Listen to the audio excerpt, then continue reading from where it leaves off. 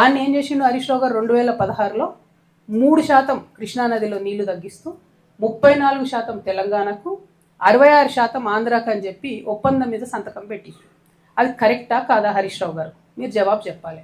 నా విఘ్నతకే వదిలేస్తున్నాం అంటే మాత్రం తెలంగాణ ప్రజలు కూడా వారి విఘ్నతను ప్రదర్శిస్తారు. అట్లా కాదు, ఇది కరెక్టా కాదా, ఇది ప్రజెంటేషన్లో మీరు ఆన్సర్ చెప్పి ప్రజెంటేషన్ ఇచ్చుకోండి. రెండవది, అసలు జూరాల సోర్స్ పాయింట్ తీసి మీరు శ్రీశైలంకి ఎందుకు మార్చారు? మార్చడానికి కలిగినటువంటి సాంకేతిక కారణం ఏంది? ఆనాడు కేసీఆర్ గారు కూడా ప్రజెంటేషన్ ఇచ్చినప్పుడు పాకాల జూరాల ఒక లింక్ పెడతామని ఇంకోటి చాలా చెప్పారు. అవన్నీ జరగలేదు. 100 అనుకుంటాం, 100 కావు. పాలిటిక్స్లో అయినా ప్రభుత్వంలో అయినా ఇంట్లో అయినా, అది మాకు కూడా తెలుసు. కానీ అల్టిమేట్గా ఇప్పుడు జరిగింది ఏంది? జూరాల నుండి శ్రీశైలంకి సోర్స్ పాయింట్ మారింది. ఎందుకోసం మారింది? నేను అలిగేషన్ చేస్తా ఉన్నా, కేవలం హరీష్ రావు గారి ధనదాహం కోసం మారింది.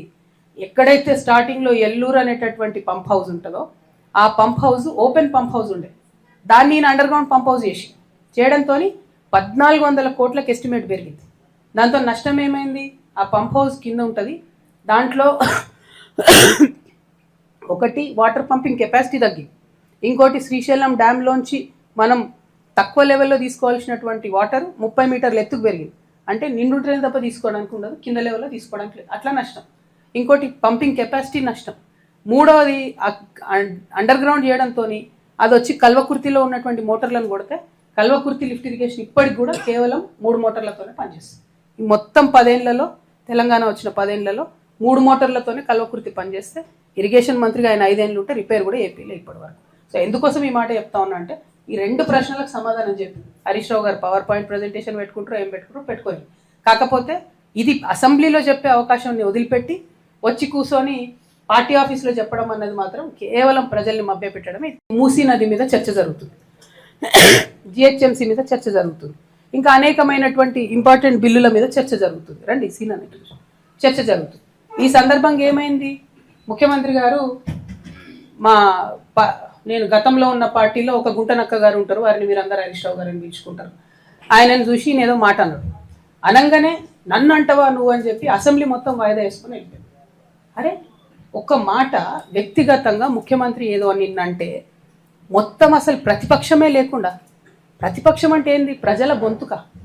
ప్రతిపక్షం అంటే ఏంది? అన్యాయం ఎట్లా జరుగుతుందని ప్రశ్నించేటటువంటి ఒక వాయిసే ప్రతిపక్షం. It is not a party, it is a big responsibility. దాన్ని వదిలేసి మొత్తం సభ 5 రోజులు ఎట్లా మీరు బాయ్కాట్ చేసిపోతారు? ఏంది? కేవలం హరీష్ రావు గారిని ఒక మాట అన్నందుకు బాయ్కాట్ చేసిపోతారా? కేసీఆర్ గారిని ఎన్ని తిట్లు తిట్టినా రేవంత్ రెడ్డి గారు? ఎప్పుడన్నా బాయ్కాట్ చేసిన హరీష్ రావు గారు? మొన్న ఈ గుంటనక్కకు డిప్యూటీ ఫ్లోర్ లీడర్ ఇవ్వగానే నేను చెప్పిన, బీఆర్ఎస్ పార్టీని ఎవరు కూడా కాపాడలేరు అసెంబ్లీకి రాకపోతే అని. ఏం చేసిరు నిన్న? పోనీ జనరల్గా నేను కూడా పార్లమెంట్లో పనిచేసిన కదా, నేను కూడా ఎమ్మెల్సీగా పనిచేసిన కదా, ఒక ఏదన్నా అంశం మీద మనకు అభ్యంతరం ఉంటే, అప్పుడు చర్చ ఒక అంశం మీద జరుగుతుంటే ఆ అంశం మీద వాకౌట్ చేయొచ్చు, మళ్ళీ రావాలా, నెక్స్ట్ అంశం మాట్లాడాలి. ఎందుకంటే నెక్స్ట్ అంశం కూడా ప్రజలకు ఇంపార్టెంట్ ఉంటుంది. నిన్న మూసీ ఇష్యూ టైంలో డిస్ప్యూట్ అయింది. మూసీ అయిపోయినాక ఏం చేసిరు? హైదరాబాద్లో 300 డివిజన్లు చేయడానికి బిల్లు పెట్టిరు. మరి అది అవసరం లేదా చర్చ? మనం 1/3 తెలంగాణ పాపులేషన్, 3వ వంతు తెలంగాణ పాపులేషన్ హైదరాబాద్లో ఉంటుంది.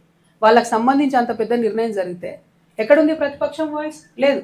ఎందుకంటే హరీష్ రావు గారిని ఆయన ఏదో అన్నాడు కాబట్టి ముఖ్యమంత్రి గారు వీళ్ళు పార్టీకి వాకౌట్ చేసిపోతారు.